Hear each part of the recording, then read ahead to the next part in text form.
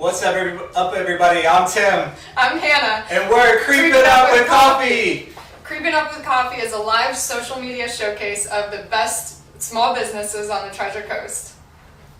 That's right, and it's interactive, which means that you guys can comment, you can like, you can ask questions, and we can respond during the show. What's better than that? If you leave a question during the show, I will check it out when we're on our commercial break, and I'll give you an answer. Awesome. And this week we are here at Colonial Metalworks. Roll the intro. You guys can come on over.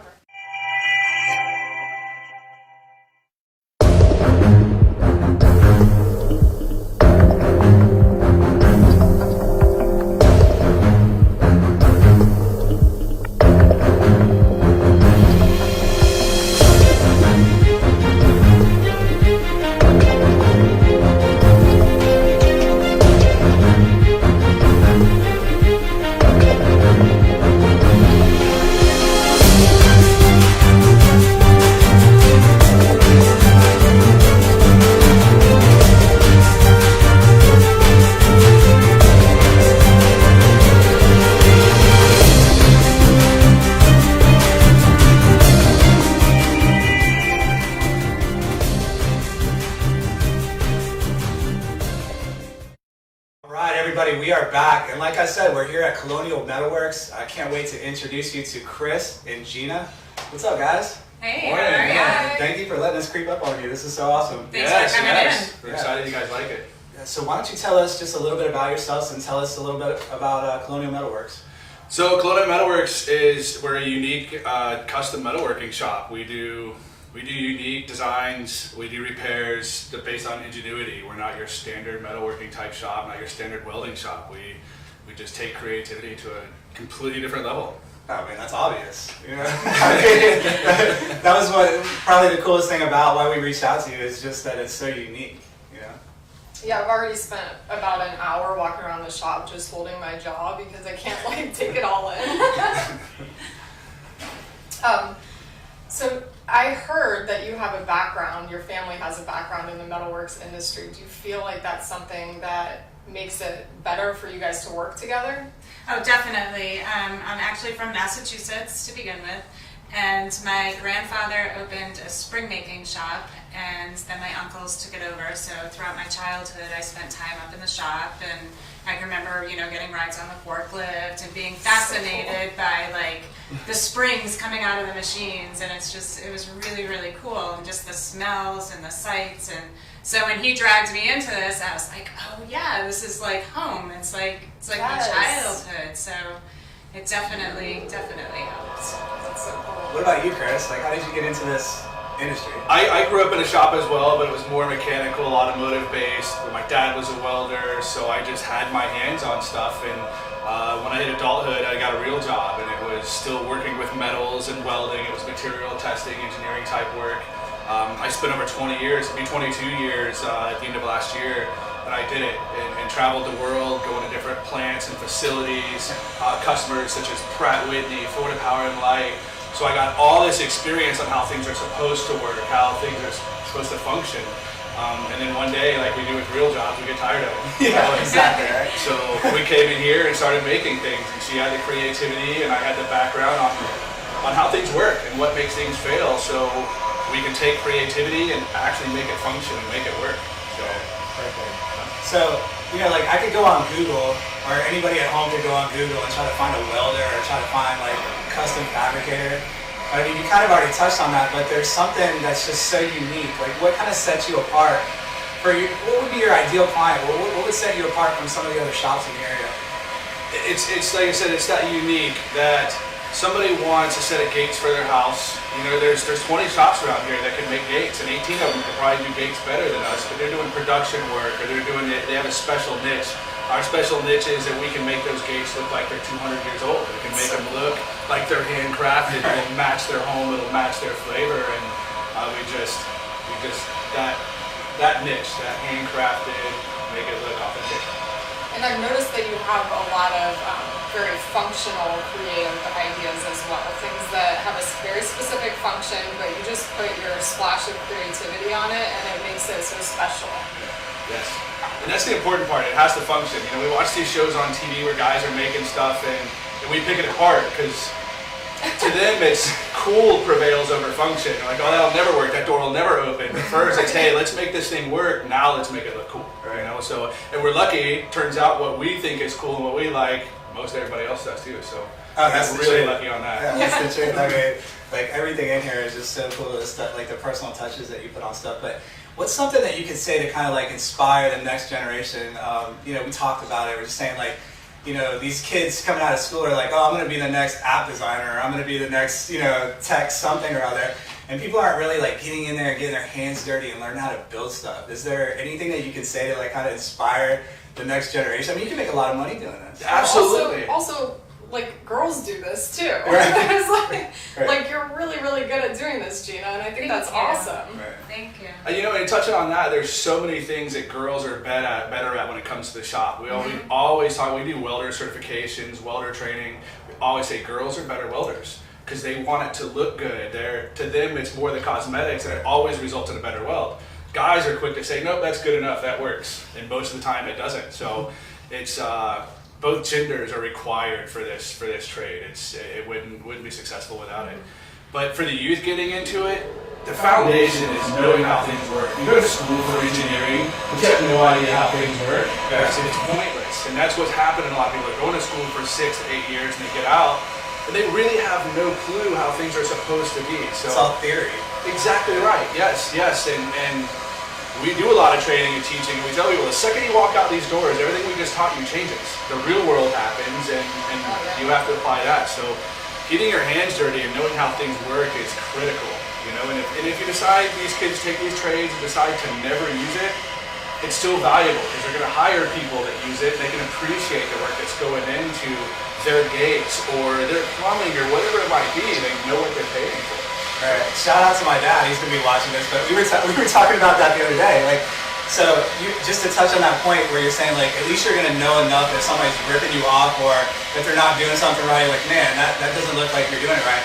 But like when I was a kid, if my dad was helping me out with something or fixing my go-kart or fixing my bike or something, he'd be out there. And as soon as I started to kind of like walk away or wander off, you know, and I wasn't paying attention anymore, he would just pack his tools up and just and go watch TV and be like, what are you doing? Like, my bike's not fixed yet. He's like, well, dude, you're gonna sit here and learn something. Like, even if you can't do it, you're gonna watch and you're gonna learn something, and then eventually you're gonna learn how to do it. So, That's right. Yep. what is this? Oh, that's a roast that I made. That's one of the things that I really like to do. I basically cut out the pieces and weld them onto the stick and then bend them up, get them hot, bend them into shape. And actually, Hannah, this is what you're going to be doing today. Yes. That's so awesome. I'm so excited. It's going to be great. So when we come back, we're gonna head out to the shop. Chris has got a cool little creation for me to do. Gina's gonna show Hannah something. So stick around. I'm gonna tell you one of my favorite bounty hunting stories. We're gonna show you just a little bit of footage of our visit to the shop earlier this week. So stick around. We'll be right back. We back, man. I'm ready to hear one of those bounty hunting stories. Oh man, you want to hear another story? I gotta hear it. Oh, I got a million of them. All right. Let me tell you one that was like, you know, it was non-violent. Let me tell you about Kelly Jo. All right. So Kelly Jo, man, I knew her friends, her family, bonded out so many people. These people just could not make it to court. And they would always stick around, like, you know, they just wouldn't show up. And then like you would call them and they would say like, oh, you know, oh, I can't believe I missed my court day. It's like I reminded you about it 3 weeks ago. Like you knew it was your court day. Oh, I couldn't get a ride. And then like, you know, it never went down violent with these people, but it's just like, you know, at some point I gotta go pick them up, right? So, oh man, shout out to Danny Leach. I had Danny Leach with me on this one, man. He was my driver on this one. So we go pick up Kelly Jo. We go to this house in Port St. Lucie. Man, I had been there so many times. This house, dark as night. It didn't matter if it was high noon. It could be 3 o'clock in the afternoon. Inside the house, pitch black. All kinds of just weird stuff going on inside this house, man. Now, were you nervous? But you knew these people already. Yeah, man. So I know these people, so I wasn't really nervous, you know. But you never know, like, who the extra people might be inside the house. Right. But usually, like, I would never have any problems with them. So I wasn't really nervous. It was more of just like an annoyance. It's like, all right, you know, I gotta go take care of her and go pick her up and get her back in jail for nonsense, you know, just show up for court. So we show up, and I'm banging on the door. 5 minutes goes by, and out the outside of the house, they got tinfoil over the windows. Like, they don't want any light getting in. Right. So I'm banging. And it's not even like they were trying to hide. It's just they were passed out at 3 o'clock in the afternoon. 12 o'clock in the afternoon. So finally, man, the old man answers the door.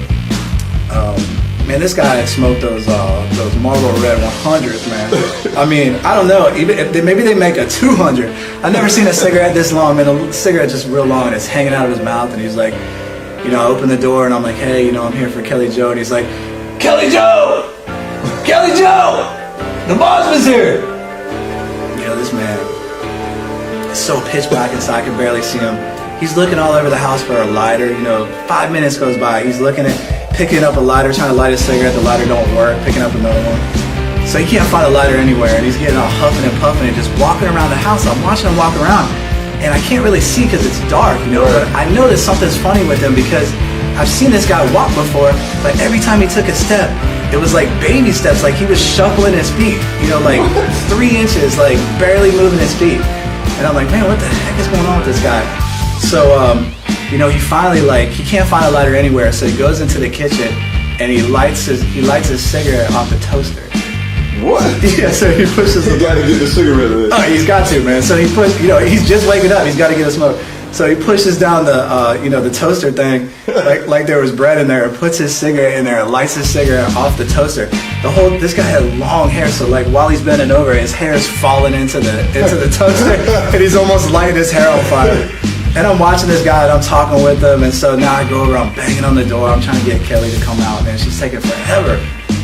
And as I'm going, now my eyes are adjusting to the room, and I can see what's going on, And so finally, she comes out of the room. I'm like, come on, let's go. You know what time it is. It's never a good day to go to jail. Right. So she was just stalling. And so she finally comes out. And now, I can see inside the house a little bit. My eyes are adjusted. And this dude has both his legs through the same hole in his shorts. He's got basketball shorts on, and he's got both legs through the same hole. And that's the whole reason why he can only take 2 steps. The little scoot walks. You guys just scooting around the house. Oh man, dude, we were laughing so hard after that, and that's why that story just goes down in Hey history. man, but he didn't care. He had to get that cigarette in. No man, it never even dawned on him that there was something wrong. He couldn't walk around. It was so hilarious, but that's just one of those stories that sticks out of my mind, man. Because when do you ever see something like that happen? It's so funny, man. That's wild, man. Hey man, I can't wait to hear more stories, man. Oh man, I got 100 of them. I can't wait, man. Look, tell me crazy.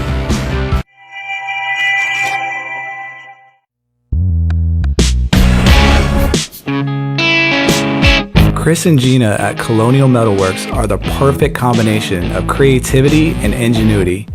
You will find their metal art creations all over the state of Florida. Just driving through the Treasure Coast, you can barely go 2 miles without passing something that they either built, repaired, or tested for structural integrity.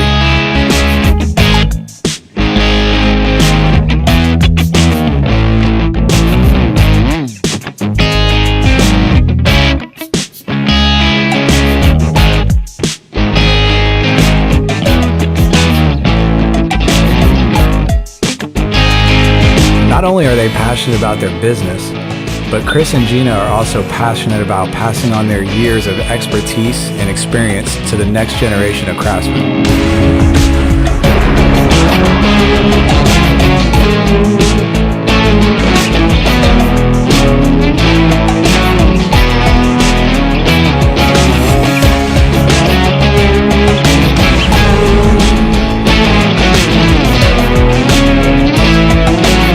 Hannah said it best, it's attention to detail. Colonial Metalworks can capture your imagination and then craft it into a reality. That's why Colonial Metalworks is the coolest custom metalworking shop on the Treasure Coast.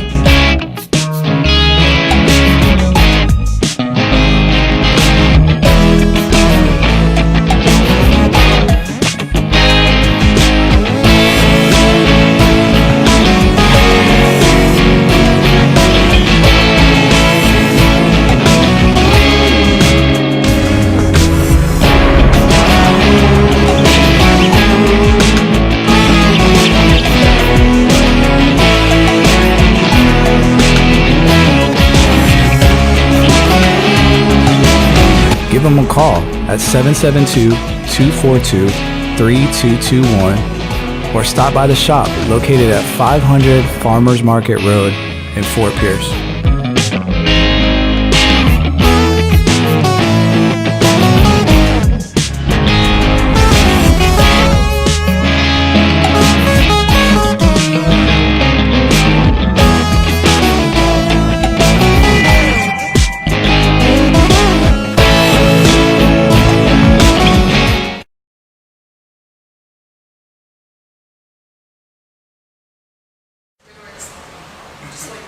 We're back.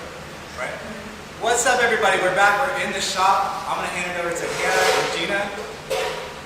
Alright, so Anna's going to be making a flour today, and what she's going to do is heat up the metal, get it all nice and hot.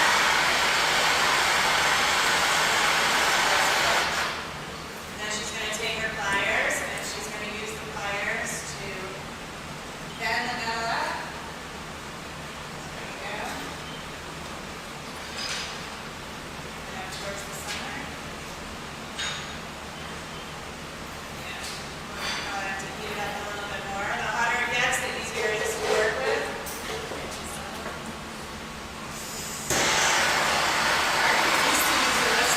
It's awesome. It's one of my favorites.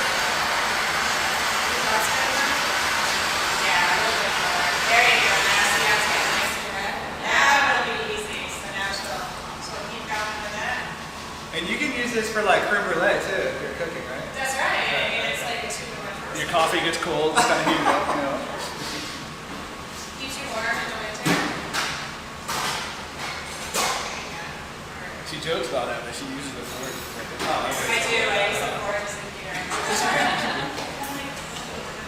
Do I need to put this one in more? Yeah. Like that.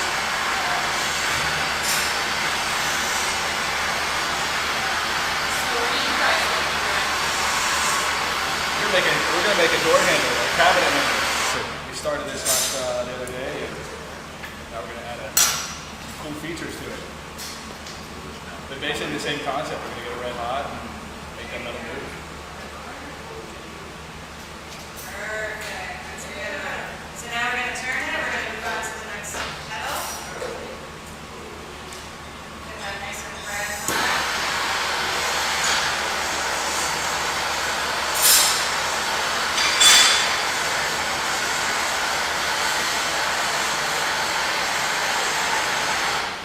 Oh, no, wait.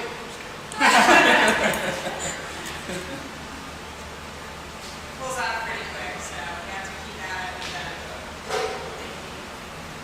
There we go.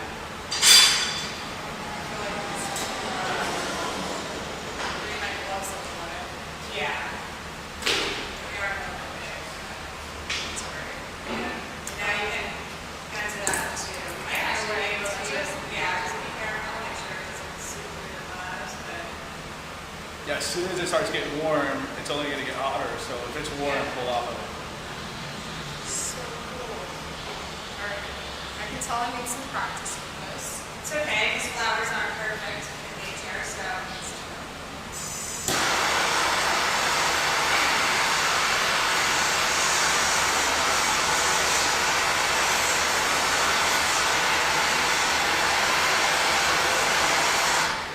So we do the same kind of stuff on thick, heavy steels, right? We hammer it out, splats and everything work. And this is where the females will prevail as well, because they'll continually get it hot to hammer it out. And the guy just thinks, hey, I'll just hit it harder. And they wear themselves out by putting it back in there to get it red hot.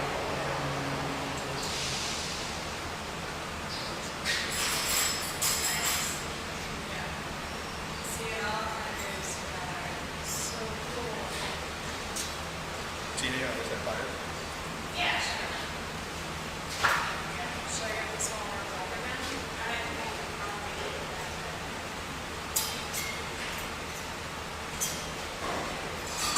Oh, the true artist over. Perfect.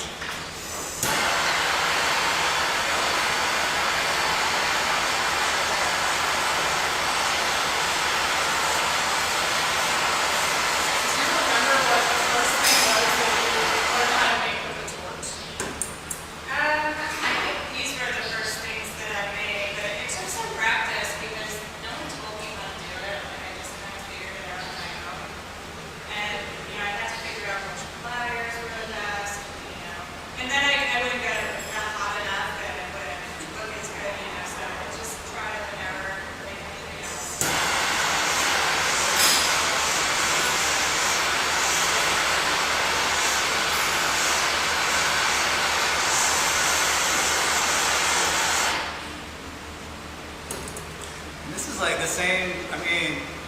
technology on this hasn't changed. It's the same thing they were doing 200 years ago or more, 300 years ago. It's just like, this craftsmanship, these skills, man, that you can still do. Yeah, just be careful and make sure that you're not going to burn yourself. Yeah, that's going to get hot quick.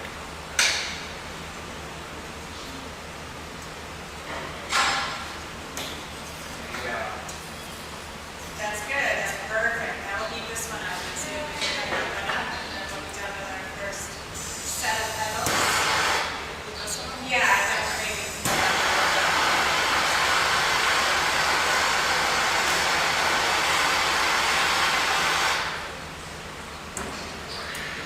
What do you think? Did she find her calling or what? I think so. Girls do it better. I found my new copy, for sure.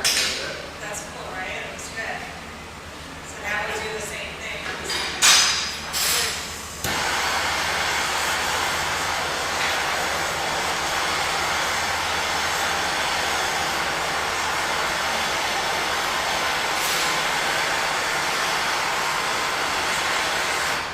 That's one of my favorite things about what we do is there's no specification, there's not a set of parameters that would follow. It's just make it, and if you like it at the end, it works. If you don't, you throw it out and do another one. Yeah. There's a lot of things that end up, either being reworked. Look at that. That's perfect. Or, yeah, that we do multiple times.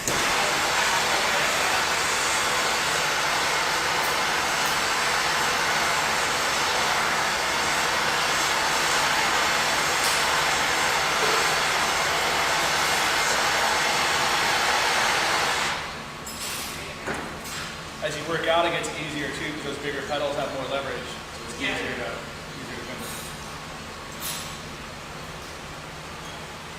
And you just kind of get a system going. And I like the way the pedals wrap around each other. Now it's starting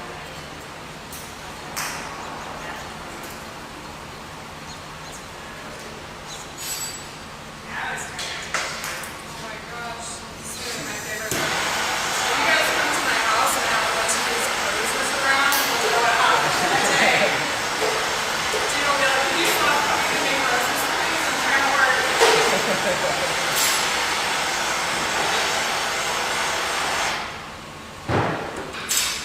I love the colors too. That's like my favorite. The colors change. Oh yeah. That's good.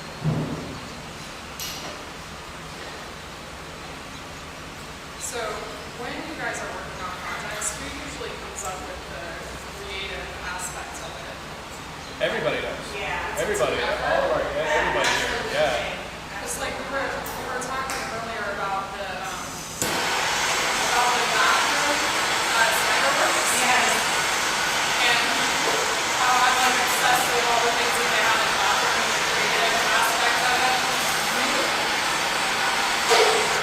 No, it's a group effort. We just kind of walk by projects and somebody will have input. Hey, why don't we do this? What about that?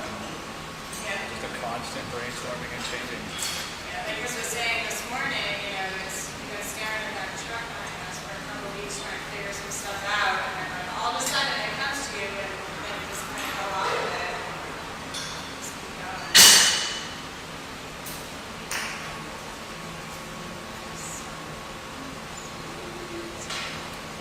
So, next, the surprise is over, but this is actually my Valentine's Day present.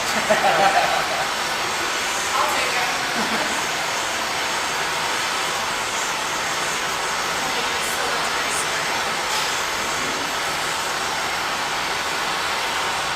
Oh, you're not getting shot now, you're getting in there. Yeah, it's good. I feel like it needs to be extra hot because it takes me so long to do. Yeah. But you weren't like getting down towards the base of it the first time, so you're not getting that, so it's like, Yeah. There you go.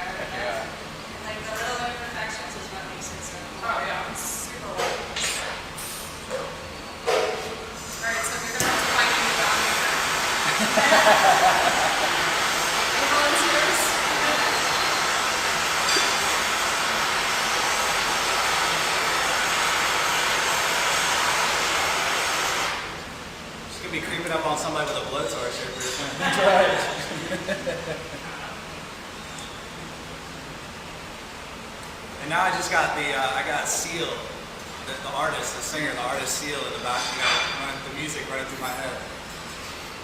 I won't sing it. Some people will get it. Yep, yep.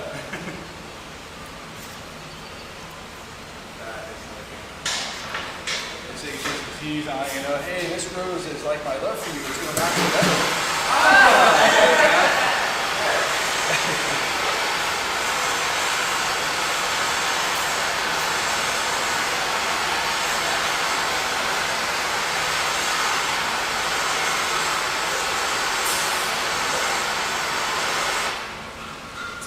Don't you guys teach classes here? Like this is not something you teach in class, right? You teach more functional. Yeah, I mean, we definitely could like do projects like this if people want to do it. But yeah, Chris does a lot of functional classes, doing welding, inspections, and all that. A lot of the technical side of it, you know, the metallurgical side.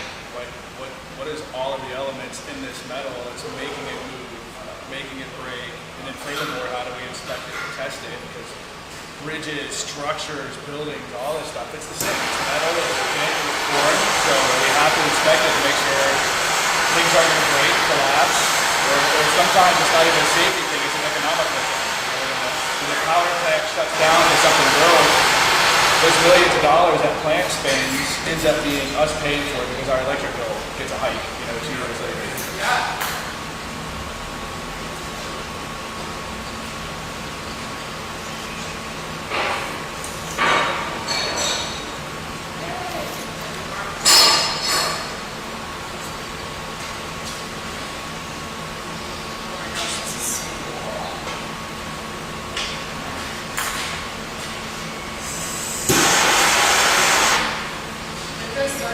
Oh yeah, we might as well go ahead and get started. So we're gonna do something else that's gonna be pretty cool. So Maybe. might not be as cool. I don't know about that. You guys kind of raised the bar on us, So. All right, yeah. So here we are.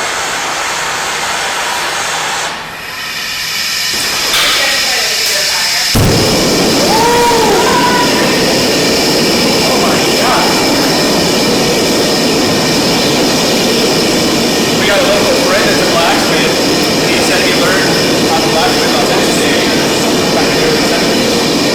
So he brought it by and gave it to some contract. We're going to toss this thing in here. It's like throwing cookies in the oven.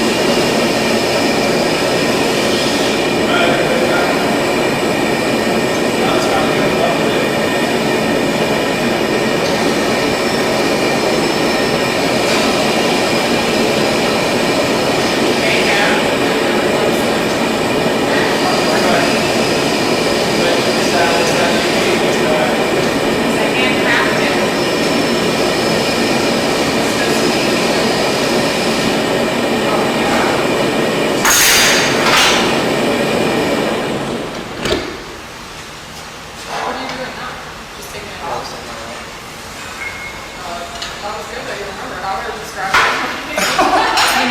No, man. No. There's only like 14 times.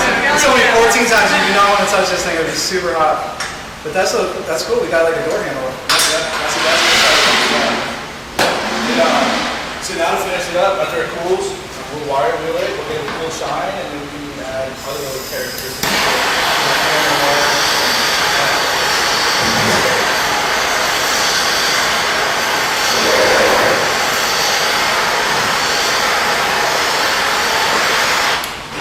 Still just over here working away on my art.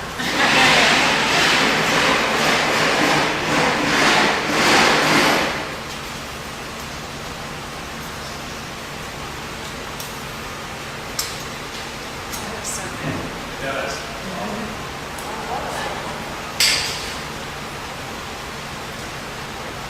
Yeah.